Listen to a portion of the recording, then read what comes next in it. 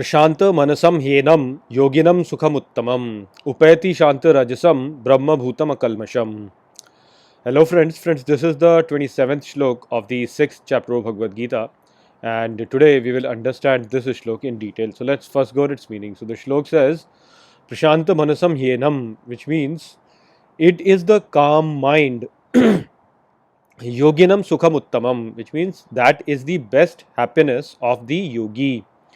Upeti Shanta Rajasam, which means that attains peace from the Rajas, Brahma Bhutama Kalmasham, which means Brahman element purity.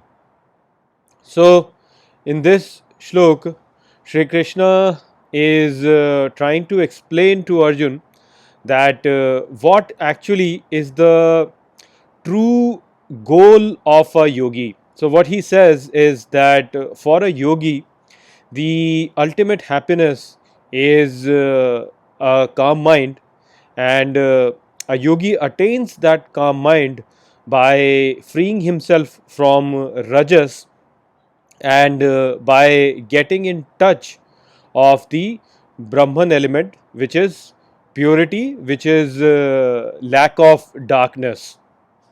So, what we all have to understand is that in this life, we are all actually searching for calmness and satisfaction.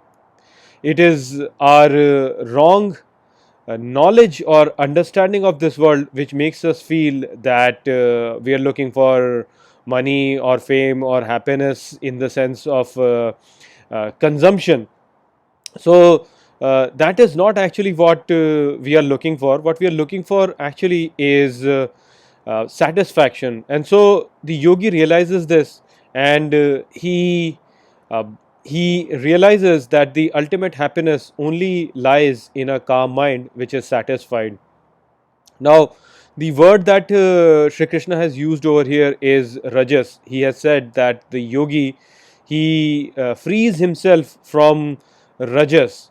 Now, we if we were to understand the Sankhya philosophy, then over there it has been mentioned that this nature has three different qualities, which is rajas, sattva, and tamas.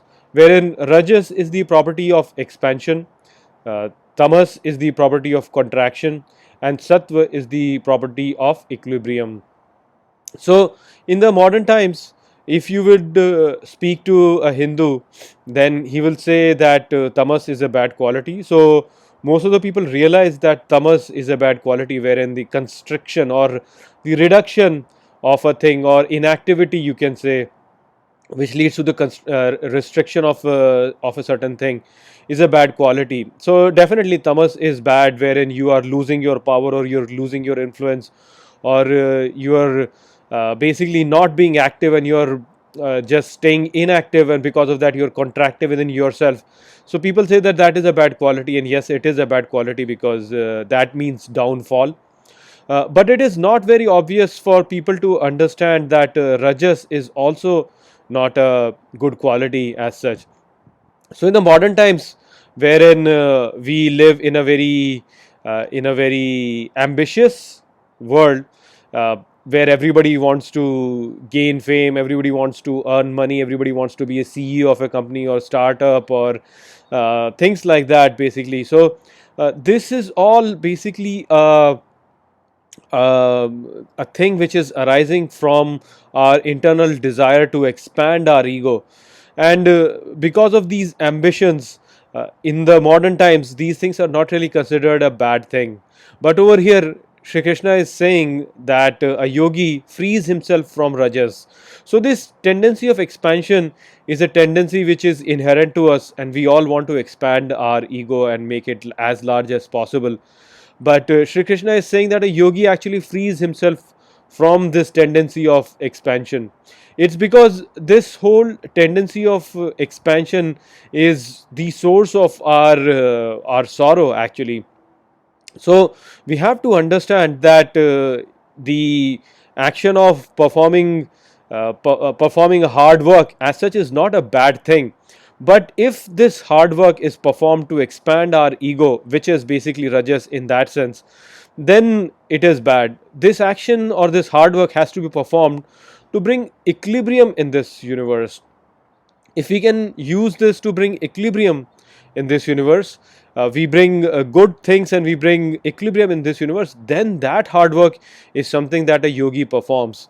So this is what we have to understand, that when Sri Krishna is saying over here that he frees himself from rajas, then what he means is that the yogi performs actions. It's not that he does not perform action. He performs actions, but he does not perform them to expand his ego. He performs them to bring equilibrium in this universe. And so his actions are motivated by rajas, are motivated by sattva. In that sense, they are not motivated by rajas. So that is something that we have to understand. I hope that I have explained this shloka well to you. With that, I will close this video. I will see you all in the next video. Take care.